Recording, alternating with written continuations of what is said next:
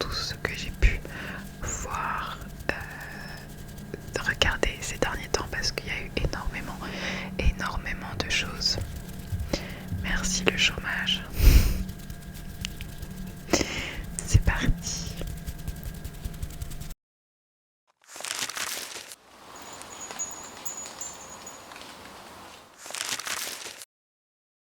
Alors comme d'habitude, je me munis de mon téléphone car j'ai l'application TV Showtime qui permet de catégoriser tout ce qu'on regarde.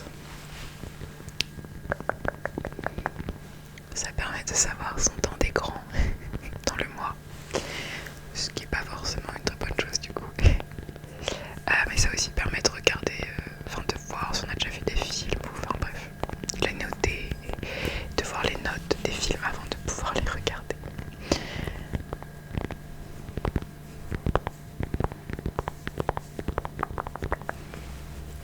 Donc voilà, petit point vidéo de tout ce que j'ai pu voir dernièrement et j'en ai vu beaucoup. Déjà j'ai été pas mal de fois au cinéma ces derniers temps. J'ai été voir Mario Galaxy, qui est du coup la suite logique de Mario. Je crois que c'était juste Mario le titre du film qui était sorti il y a 3 ans je crois maintenant, 3-4 ans je sais plus. Donc là c'est la suite Mario Galaxy. Et d'après ce que j'ai compris, il y aura encore une autre suite. Donc là Mario Galaxy, forcément ça parle de Mario dans la galaxie. Et j'étais absolument ravie car dans ce film, il y a un nouveau personnage qui est Harmony, qui est mon personnage préféré dans Mario.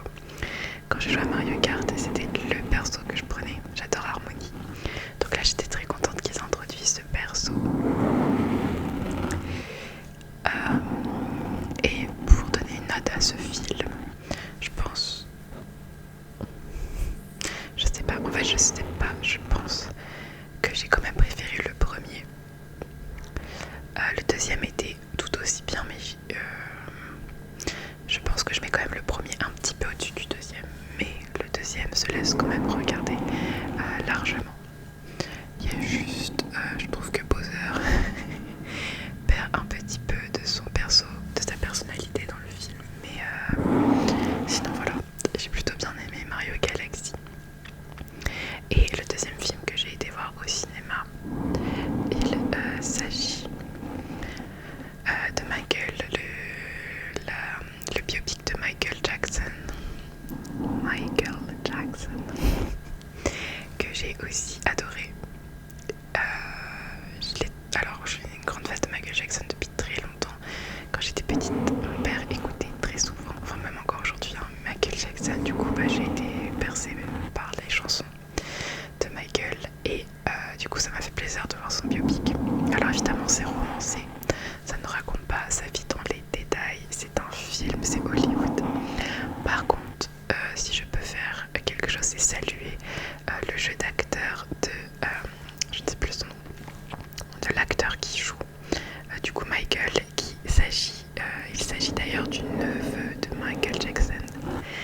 Et alors la presta est incroyable, je pense qu'il a dû mettre des années et des années à s'entraîner parce que la prestation est incroyable. J'espère qu'il va recevoir un ou deux Oscars pardon. Oui, César s'il veut aussi, mais Oscar serait plus logique. Parce que franchement la prestation elle est incroyable, la transformation dans le film est folle et en fait toutes les ressemblances dans le film sont incroyables, que ce soit la sœur, les frères, le père, même la mère elle est incroyable. Donc je salue les acteurs et actrices qui ont fait ce film et qui ont fait un taf incroyable. Donc voilà, je vous conseille d'aller voir Michael le film si jamais ça vous intéresse, les biopics. Pour moi, je pense que c'est un des meilleurs biopics, avec Elvis et Bohemian Rhapsody qui sont des merveilles absolues. Et là, je pense que je le mettrai aussi dans mon top 3 des biopics parce qu'il est vraiment pas mal. D'ailleurs, ils vont faire une suite qui sera tournée l'année prochaine, car là, on s'arrête qu'à une partie de sa vie. Je sais plus en quelle année on s'arrête. On s'arrête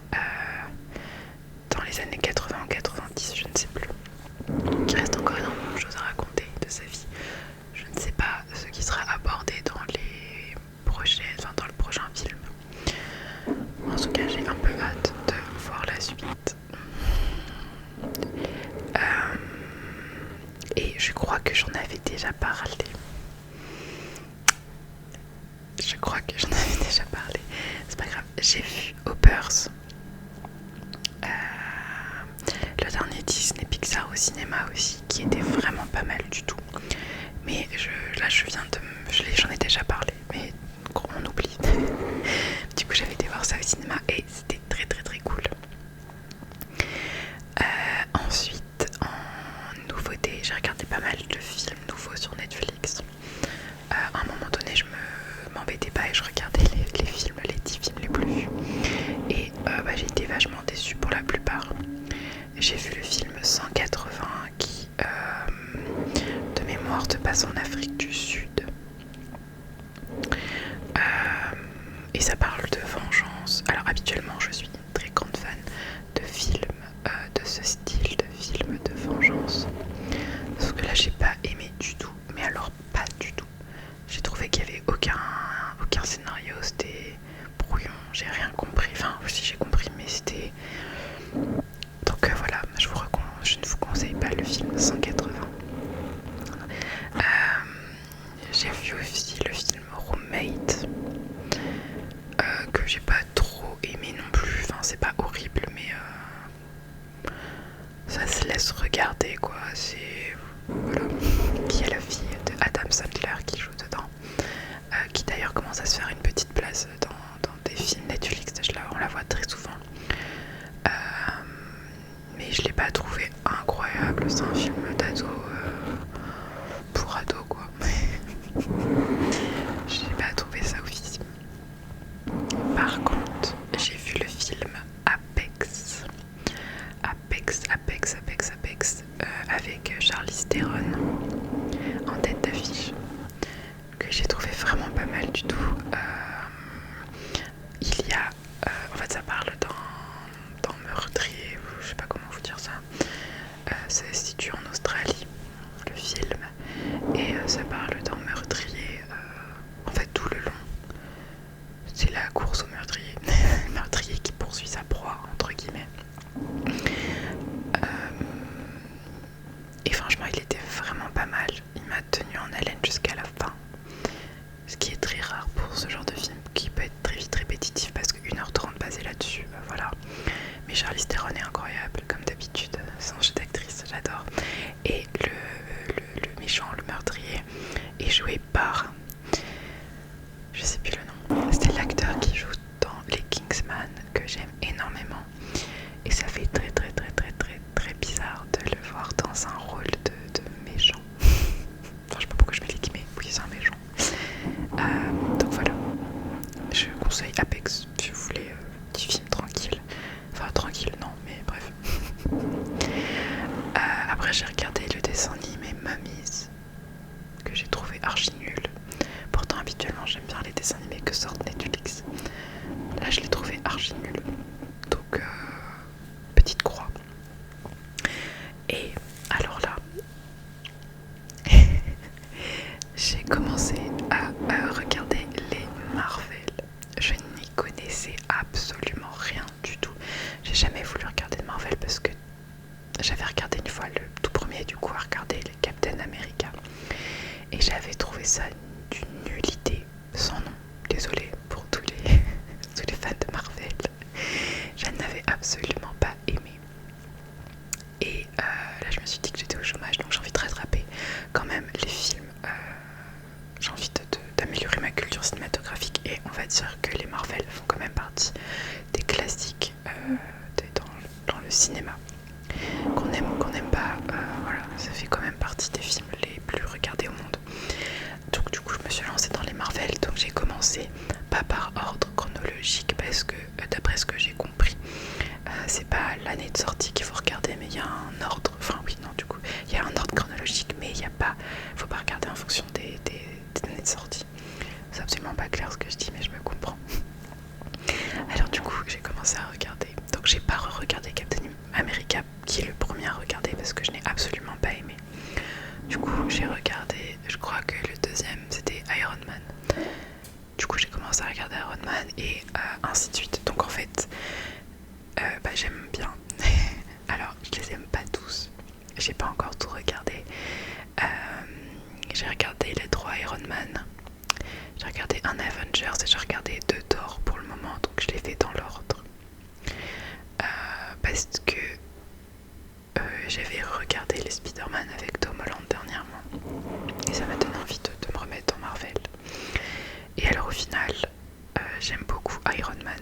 j'aime beaucoup Tony Stark, j'aime beaucoup les films de Iron Man.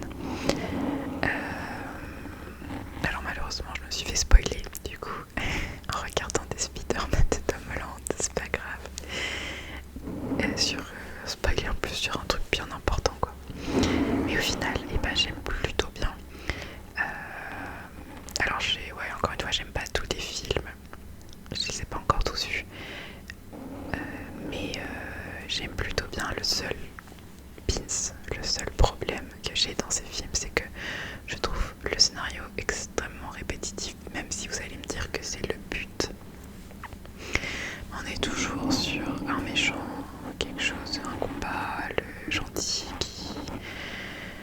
qui réussit. En fait, je pense que c'est ça qui m'énerve le plus dans les Marvel, c'est que voilà, c'est très répétitif, même si ce sont des films de super-héros, donc c'est le but. Voilà, en tout cas, je suis contente de mettre là-dedans parce que ça fait quand même partie de la culture cinématographique. Et ensuite, donc là, je suis en train de me regarder tous les Marvel et il y en a vraiment beaucoup. Il y en a vraiment beaucoup.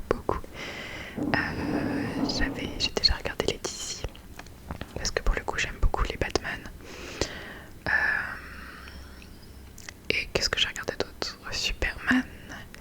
J'avais déjà vu les Shazam que je trouve pas terrible pour être tout à fait honnête. J'avais vu Catwoman, les Joker. J'ai pas vu le deuxième, mais j'avais vu le premier, j'avais bien aimé, mais le deuxième apparemment est pas ouf. Donc voilà, j'ai une culture d'ici qui est beaucoup plus élevée que Marvel. Voilà, on essaye d'égaliser ça maintenant. Et après, du coup, regarder les Marvel, ce qui risque de prendre un petit peu de temps quand même. Je vais me lancer dans les Star Wars, car je n'ai jamais vu Star Wars. Ce qui est un comble, car une de mes attractions préférées à Disneyland, Paris et Star Tours. C'est le comble du comble, je sais. Donc je vais me lancer dans les Star Wars, mais j'avoue que ça me fait très peur parce que j'ai vu des extraits et ça a l'air d'avoir très mal vieilli les Star Wars. Donc voilà, je vais regarder les Star Wars pour la première fois de ma vie. Et le chômage permet de récupérer cette culture cinématographique que je n'avais pas. Ensuite, on va passer aux séries. Alors déjà, en ce moment, je suis en train de regarder, je n'avais jamais regardé la série Gilmore Girls. Gilmore Girls, je crois que ça se dit comme ça. Alors c'est très vieux, hein. Enfin c'est très vieux. Oui, ça a commencé en 2000. Ça a quand même 26 ans. Est-ce que je peux dire que c'est très vieux ou juste vieux? On va dire que c'est vieux. Donc je suis en train de regarder Gilmore Girls et j'aime vraiment beaucoup. Par contre je prends mon temps parce qu'il y a énormément d'épisodes. Il y a 7 saisons. Dans chaque saison il y a une vingtaine d'épisodes de 45 minutes. Donc ça prend du temps à regarder, mais franchement j'aime beaucoup.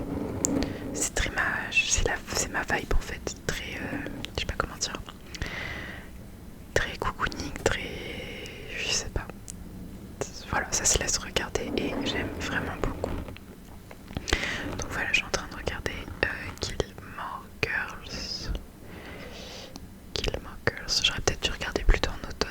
Je suis en train de me dire ça. L'été arrive, c'est peut-être pas la meilleure des périodes, c'est pas grave. Ensuite, j'ai regardé la deuxième saison de Beef. Donc en français, c'est Acharné.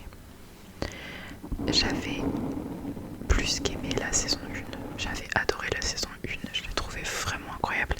Attendez, il faut que je vous retrouve le nom de la réalisatrice. Qui est, je crois, une réalisatrice coréenne d'ailleurs. Si je dis pas de bêtises. Bon alors j'ai regardé, c'est pas une réalisatrice, c'est un réalisateur qui s'appelle Lee Song-jin et qui est du coup coréaméricain, comment on dit, je sais pas, coréo-américain. Je sais pas, je pense qu'on dit comme ça. Bref. La saison 1 était vraiment incroyable, je crois d'ailleurs qu'elle avait été récompensée. Et elle a un score incroyable sur Allociné, est-ce que pour une fois je suis plutôt d'accord. Par contre, du coup j'ai regardé la saison 2 qui est sortie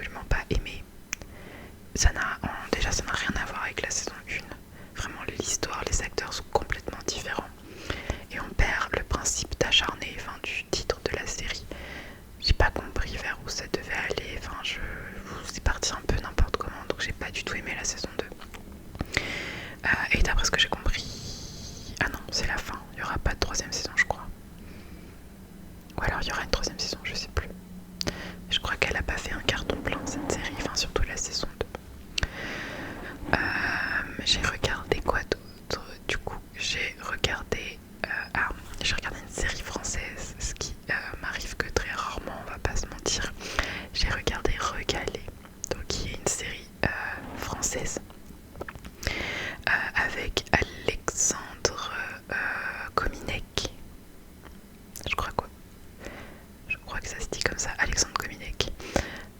Déjà je découvre cet acteur dans cette série, je l'adore et j'ai adoré la série. Elle se regarde très facilement, je crois qu'elle dure 4 heures, il y a 8 épisodes de 30 minutes. Et j'ai trop aimé, vraiment j'ai enchaîné les épisodes, c'était très drôle, très mignon. J'ai carrément adoré. Si vous avez une série vraiment un peu chill que vous voulez regarder sans vous prendre la tête, regardez, c'est vraiment très sympathique. Ça se passe dans le corps enseignant. C'est un...